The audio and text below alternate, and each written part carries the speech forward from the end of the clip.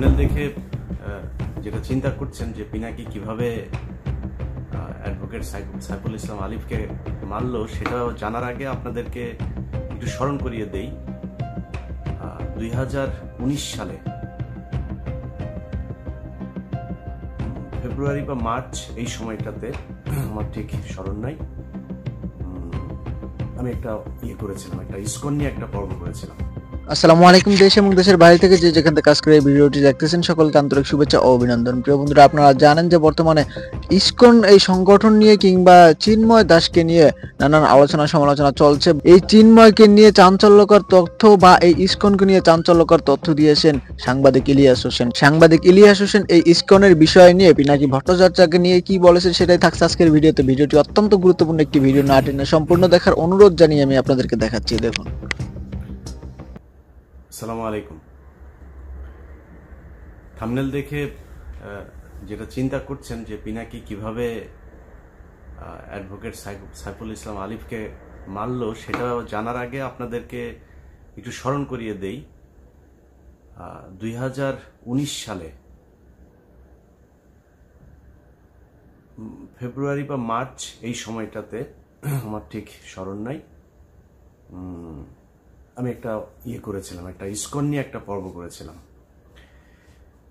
সেই ইসকনের পর্বটাতে দেখানো হয়েছিল যে ইসকন যে একটা জঙ্গি সংগঠন এবং এরা একত্রিত হচ্ছে, সংঘবদ্ধ হচ্ছে এবং এদের মূল টার্গেট হচ্ছে একটা বিশাল গণহত্যা চালানো। এটার জন্য তাদের অর্থ, তাদের ট্রান্সপোর্টেশন সুবিধা, তাদের অস্ত্র, তাদের সব ধরনের সুযোগ সুবিধা, এবং তারা যেটা করছিল সরকারি অফিসগুলোতে বড় বড় পদে যারা আছে তাদেরকে তারা টাকা পয়সা দিয়ে, নারী দিয়ে এইভাবে হাতে নিচ্ছিল।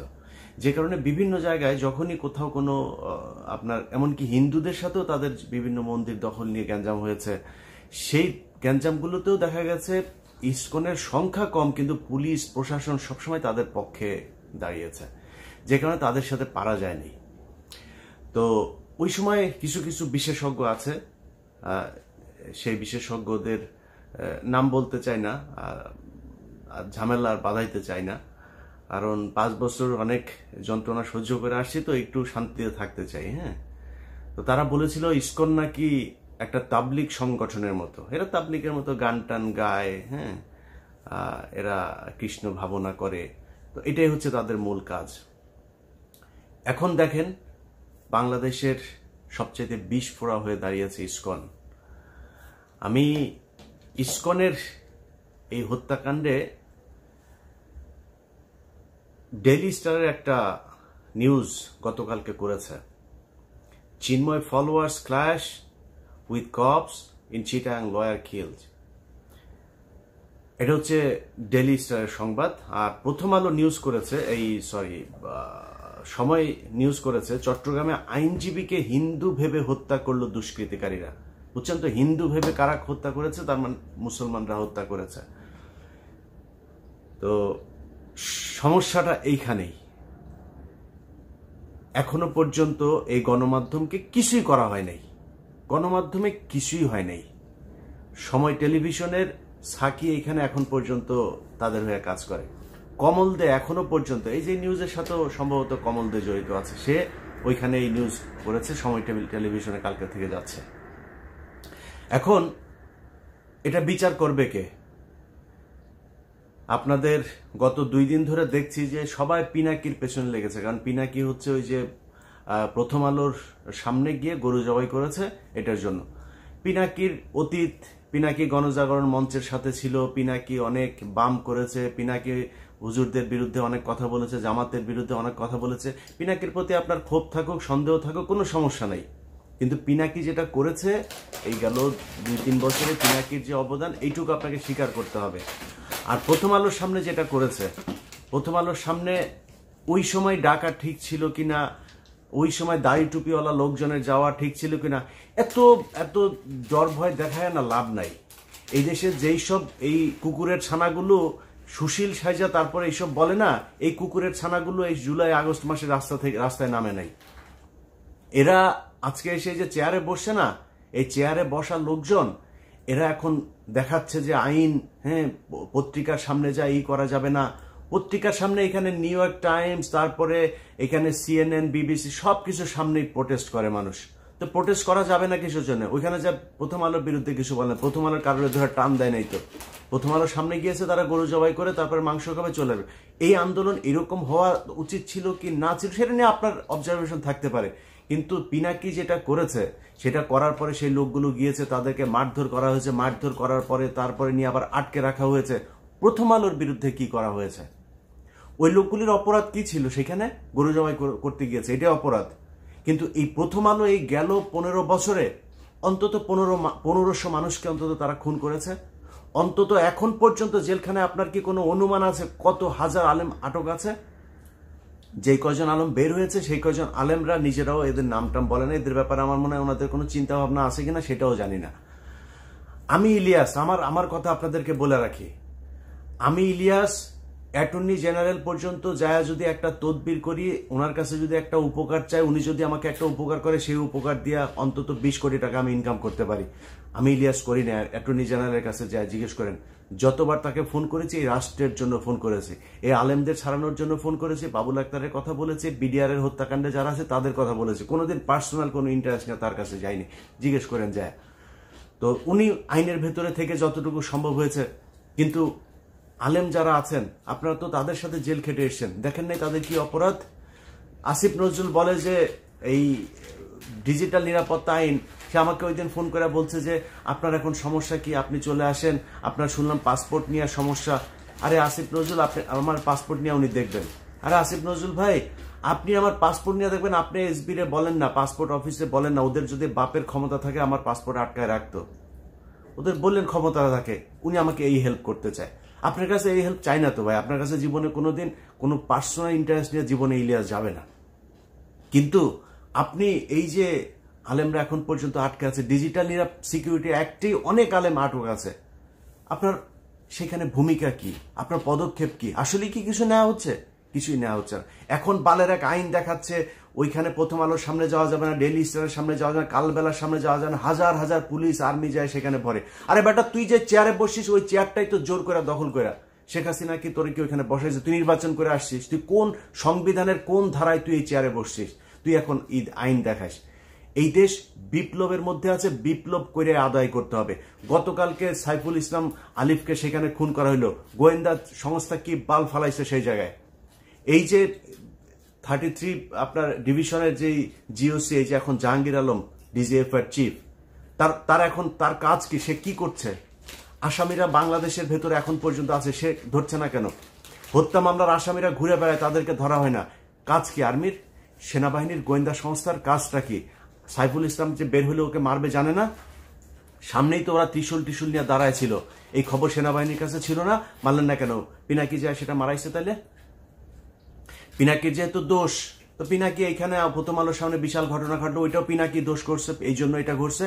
যারা এই 2 দিন সুশীল বাক্য ছাড়লেন তারা এটা ঠেকাইতে পারেন নাই কেন? যেই দিন ঘটনা এই পিনাকির ওই ঘটনার পরে 5 জনকে ধরে নিয়ে গেল তেজগাঁও থানায়। সারা রাত তাদের বলা হলো সকালে ছেড়ে দিবে, সকালে বলছে যে তাদেরকে করে দিবে। আমি ওইখানে 3.5 ঘন্টা লাইনে ছিলাম। আমি বলেছিলাম যে তাদেরকে যতক্ষণ না ছাড়াবো, এটার জন্য যত খারাপ পরিস্থিতি তৈরি করা প্রয়োজন হয় সেটা করা হবে। তাহলে যদি নাকি না ছাড়তো তাহলে সেটা হইতো। তো ছাড়তে দেরি করলেন কেন? 3.5 ঘন্টা কেন আমার বসায় রাখলেন? 3.5 ঘন্টা পরে যায়, তারপরে ডিসি এসে সেটাকে সেই 5 জনকে ছাড়লেন। তার আগেই তো ছাড়তে পারতেন। এখন আপনারা চিন্তা করেন যে দেশের অবস্থা এই হয়ে যাবে, সেই হয়ে যাবে, তৃতীয় পক্ষ এখানে সুবিধা নেবে। তো তৃতীয় পক্ষ সুবিধা নিবে, ওই দিনই তো 3টা কলেজের মধ্যে মারামারি। সেই কলেজের ওগুলি গোয়েন্দা সংস্থা ঠেকাইতে পারে নাই কেন? সেগুলো ঠেকানো উচিত ছিল না? ইসকন এখনো পর্যন্ত যেগুলো করে, ইসকনের লোকজনদের ধরেন না কেন? এই যখন আমি এই ভিডিও বানাচ্ছি বাংলাদেশ সময় গভীর রাত, এই সময় পর্যন্ত শুনলাম যে তারা বিভিন্ন পাহাড় বিভিন্ন জায়গায় ইসকনের লোকজন জড়ো হয়ে তারা সমাবেশ করছে, তারা কিভাবে মুসলমানদের উপরে হামলা করা যাবে এইসব নিয়ে ঐক্যবদ্ধ হচ্ছে। তো এটা তো গোয়েন্দা সংস্থার কাজ, কিছু করছেন কি আপনারা? এখন প্রথম আলো, ডেইলি স্টার আর হচ্ছে গিয়া এইটা হচ্ছে বাংলাদেশের সবচাইতে সেন্সিটিভ জায়গা। এই যে ডেইলি স্টারের যে সংবাদ যে পুলিশ আর আইনজীবীদের এই ইসকনের নামও নেন, একটা জায়গায় ইসকনের নাম নেই, ওই যে চিন্ময়ের নাম নিচ্ছে, চিন্ময়ের ফলোয়ার্সদের মধ্যে পুলিশের একটা সংঘর্ষ, সেখান থেকে একটা এই ইয়ে নিয়ে হাসপাতালে ভর্তি করেছে। হাসপাতালে ভর্তি করার পরে তারপরে ডাক্তার তাকে কর্তব্যরত ফিজিশিয়ানস তাকে আপনার প্রোনাউন্স করছে যে হি ইজ ডেড। এখন এর বাইরে কোনো তথ্য তারা জানে না, তারা এইভাবে একটা মিস ইনফরমেশন মানুষের মধ্যে ছড়াই দিল। এটা তাদের সূক্ষ্মভাবে এইভাবে গত 15 বছর করেছে, এখনো করবে, সামনেও করবে। এদেরকে সুযোগ দেয়া যাবে না। যে যত বালের আইন মাইন যত বালচাল শিখান, কোনো সমস্যা নেই। ডেইলি স্টার, প্রথম আলো, আপনার এলাকায় যারা কিনা এদের এই যে পত্রিকার ইটি দেয় না, এদেরকে বলতে হবে এটা আমার মত প্রকাশের স্বাধীনতা। প্রথম আলো, ডেইলি স্টার যেমন মত প্রকাশ করে না, আমার মত প্রকাশের স্বাধীনতা। যে এরা হচ্ছে গিয়া অন্য দেশের এজেন্ট, এরা পত্রিকা না। ডেইলি স্টার, প্রথম আলো এই দেশের দুষ্কৃতিকারী, তারা দেশদ্রোহী, তারা পত্রিকা না, পত্রিকা সাংবাদিক না। এদের পত্রিকা সাংবাদিক টেলিভিশন। আপনি যিনি দিনাজপুরে বসে আছেন চট্টগ্রামের ঘটনার জন্য আপনার খারাপ লাগছে না? যিনি চুয়াডাঙ্গায় আছেন খারাপ লাগে না? জামালপুর আছেন খারাপ লাগে না? কুমিল্লায় আছেন খারাপ লাগে না? ব্রাহ্মণবাড়ি আছে খারাপ লাগে না? আপনি ওইটার জবাব নিতে চান, ওইটার প্রতিশোধ নিতে চান, আপনার এলাকায় বসে আপনি প্রতিশোধ নেবেন। প্রথম আলো, ডেইলি স্টার, কালবেলা, এরা কোনো পত্রিকা না। এরা এই দেশের দুষ্কৃতিকারী। বিপ্লব চলছে, বিপ্লবের মাধ্যমে সেটাকে মোকাবেলা করতে হবে। আইনগতভাবে যদি মোকাবেলা করতো তাহলে সরকার এতদিনে করতো, কোনো কিছুই করে নাই। এবং প্রথম আলো, ডেইলি স্টার, তার লোকজন সব ইউনূস সরকারের পিছনে আশপাশে বসায় রাখছে। ডক্টর মোহাম্মদ ইউনূস তো কাউকে চেনেও না ঠিক মতো। তো উনি মনে করছেন ভালো মানুষ, উনি মনে করছেন ও এই দক্ষ মানুষ, পড়াশোনা করেছে, ভালো বোধহয় ইয়ে করবে। কিন্তু এই যে পড়াশোনার পাশাপাশি যে সে যে প্রথম আলোতে কোচিং করেছে, এই দিল্লিতে গিয়ে কোচিং করেছে, সেটা তার ডক্টর মোহাম্মদ ইউনূস জানে না। তো তাদেরকে নিয়ে বসায় রেখেছে, তারা তাদের মতো করে কাজ করছে। অতএব আইনগতভাবে প্রথম আলো, ডেইলি স্টার এদের বিরুদ্ধে এরা কিছু করবে না। আমি একটা ডকুমেন্টারি তৈরি করলাম, সব দেখাইলাম সেইখানে। তারপরে ওইটার পক্ষে কোনো ব্যবস্থা তো নাই। ওনারা উপরের লেভেলে সবাই বসে বসে প্রথম আলোর পক্ষে করে, আপনার ফেসবুকে পোস্ট করে। মানে আমার নিয়েও কিছু বলে না, ডকুমেন্ট নিয়েও কিছু বলে না, প্রথম আলোর পক্ষে পোস্ট করে। এই যেটার জন্য এই যে গেল কয়দিন ধরে আপনার এই 2 দিন আগেও ধরেন এই যে স্বামীর সাথে যেটা হইলো আমার, সে এখানে পোস্ট করেছে আরেক। মানে ওরা ইসকন নিয়ে এর আগেই করেছে। এই গ্রুপ, এই যে শাহেদ আলম, তসলিম এই যে গ্রুপটা আছে না, এরা ইসকনের পক্ষে এসে তারপরে দিল। তসলিম, তোর না ইসকন না বলছিলি যে তুই এরা নাকি খুব করে, আপনার তোর ওই যে মানে খুব নিরীহ টাইপের ধর্ম পালন করে, তুই বিশাল আকারে এক বিশ্লেষণ করছিলি। আমি বলছিলাম যে ওরা সরকারি কর্মচারীদেরকে টাকা দেওয়া কিনছে এবং এইভাবে বিভিন্ন জায়গায় লোকজন বাড়াচ্ছে। সেটা ঘটলো আজকে ঘটেছে। অতএব তুই সেদিন ঠিক ছিলি না, আমি ঠিক ছিলাম। এইভাবে আপনার বিভিন্ন সময় এই তথ্য সন্ত্রাসের মাধ্যমে এইসব সাংবাদিক পরিচয় দিয়ে, সংবাদপত্র পরিচয় দিয়ে, এইসব পরিচয় দিয়ে এটা চলতেই থাকবে। অথবা আপনাদের কাছে অনুরোধ, আপনার এলাকায় যে এই প্রথম আলো, ডেইলি স্টার, দিল্লির যে আছে, এদেরকে যারা নিয়ে যাবে তাদেরকে আপনাদের মত প্রকাশের স্বাধীনতা প্রকাশ করতে হবে তাদের সামনে গিয়া। এই সাইকেলে করে, মোটর সাইকেলে করে আপনার বাড়িতে গিয়ে পত্রিকা দিয়ে আসে না, যারা কিনা ওইখানে এজেন্ট আছে না, তাদের কাছে যে আপনাদের মত প্রকাশের স্বাধীনতা প্রকাশ করতে হবে, যা বলার সেটা বুঝা নিয়ে। অতএব এখন এই সাইফুল ইসলাম আলিফের যে হত্যাকাণ্ড, এই হত্যাকাণ্ড নিয়ে আসলে মানে প্রথম আলো, ডেইলি স্টার সহ এই পত্রিকায় সুশীল মার্কা যারা বসে আছে না, এখানে ভাই সবই বেশিরভাগই ওদের লোকজন। সো আপনার এখন হয়তো একটা পরিস্থিতির কারণে একটু চুপ হয়ে আছে, তারপরে সবল দিচ্ছে, মাঝে মধ্যে ফোঁস করে উঠছে। এই ডেইলি স্টার, এইটা হচ্ছে তার আরেকটা প্রমাণ। তো আমরা কিছু বলার নাই। এই দেশে মুসলমানরা এখন সংখ্যালঘু। আমরা মানে এমন একটা অবস্থায় আছি, আসলে মানে এই দেশে আমাদের থাকাটা খুব কষ্টকর হয়ে যাবে, খুব ঝুঁকিপূর্ণ একটা জায়গার মধ্যে আছে। কারণ ওরা সবাই চায় এই দেশটা ভারত নিয়ে নেক, ভারতের সাথে মার্চ করুক। এই হিন্দুদের সাথে আবার বুদ্ধিজীবীরা, সুশীলরা, এখন যারা সরকারে বসেছে, এদের ভেতরেও মানে আমার মনে হয় ডক্টর মোহাম্মদ ইউনূস বাদে এখানে যারা আছে প্রায় সব কয়টাই এইটাই চায়। তো এটা চাইলে আমরা এটা করে এটার কেমনে কি করব বলেন? কিছু করার আছে? করণীয় আছে আমাদের? কিছুই করণীয় নাই।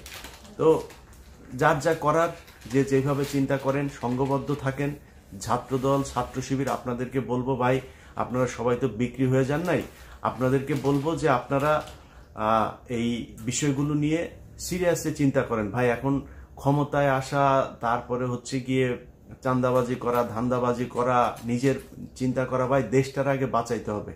এই দেশটার জন্য যদি প্রয়োজন হয়, আবারও বলে নিচ্ছি, এখন তো আমার দেশে গেলে সমস্যা নাই, যদি প্রয়োজনে আপনারা যদি সেরকম কোনো পরিস্থিতি মনে করেন যে দেশে হচ্ছে, ভারতের সাথে যুদ্ধ করতে হবে, আমি আপনাদেরকে কথা দিলাম, আমি ইলিয়াস হোসেন ফার্স্ট পারসন বুকে গুলি নেওয়ার জন্য দেশে ফিরে আসবো ইনশাল্লাহ। কোনো সুবিধা নেওয়ার জন্য আসবো না। যদি গুলি নেওয়ার সেই পরিস্থিতি তৈরি হয়, ইনশাল্লাহ প্লেনে চড়বো। অতএব আপনাদের কাছে অনুরোধ, রাজনীতি করেন, যা করেন, যেইভাবে করেন, ভাই দেশটা খুব সমস্যার ভেতরে আছে। এই দেশের বিপ্লবটা শেষ হয় এবং অনেক কিছু এখন পর্যন্ত করতে হবে, সেটা বিপ্লবের মাধ্যমে। আপনাদেরকে এর আগের বার বলেছি যে এই যে আপনার ছায়ানট, তারপরে উদীচী, এগুলো আছে না, এরা এই যে শিল্পকলা একাডেমির এই করে দখল করে রাখছে। আমি জানি না সেটার অবস্থা কি। আপনাদের কাছে অনুরোধ ভাই, এই যে কলরব আছেন, সাইমন শিল্প গোষ্ঠী আছেন, আরো অনেক জামাত শিবিরের অনেক প্রতিষ্ঠান আছে, কওমিদের অনেক প্রতিষ্ঠান আছে, আপনারা যায় সেগুলো ভাই দখল করবেন। আপনাদের নাটক চলবে, আপনাদের গান চলবে, আপনারা সিনেমা বানাবেন, এগুলো চলবে। সো তারা যদি করতে যায় তারা তাদের মতো করুক, আপনাদের সময় দিয়ে তারপরে তাদের করতে হবে। শুধু তারা সেটা দখল করে রাখবে, এটা হবে না।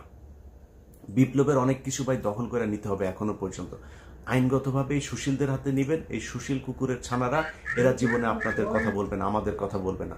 যারা জীবন দিয়েছে তারা এই সুশীল না, তারা এখানে কোনো চেয়ারও পায় নাই, তারা কিছুই পায় নাই। একমাত্র এই নাহিদ আর আসিফ দুইজন এখানে আছে, দুইজন তারপরে খুবই সংখ্যালঘু প্রজাতির হয়ে আছেন। আসিফ যেসব কথাবার্তা বলেন, সেসব কথাবার্তা বলার পরে তাকে আবার নানানভাবে থ্রেট দেওয়া হয়, এটা বলা যাবে না, ওইটা বলা যাবে না। নাহিদ তো এমনি চুপচাপ থাকে, একটু যেটুকুই করতে চায় সেইটুকুও মনে করেন তাকে বাধা দেওয়া হয়। এই দোষ ওই দোষ নানান কিছু করে তাদেরকেও কোণঠাসা করার চেষ্টা করা হচ্ছে। তো বিপ্লবের যেই মানে চরিত্র, সেটা আসলে সরকার ধারণ করে না, যে কারণে এখনো বাইরে থেকে ফোর্সগুলি আপনাদেরকে ভাই এই বিপ্লবের সমাপ্তিটা করতে হবে, পরবর্তী যা করা সেটা করতে হবে। সম্মানিত ভিউয়ার্স, আজকের এই ভিডিওটি এ পর্যন্ত। ভিডিওটি দেখার জন্য অসংখ্য ধন্যবাদ। আজকের ভিডিওটি সম্বন্ধে আপনাদের মূল্যবান মতামত কমেন্ট বক্সে ব্যক্ত করেন। ভালো থাকবেন, সুস্থ থাকবেন। আসসালামু আলাইকুম।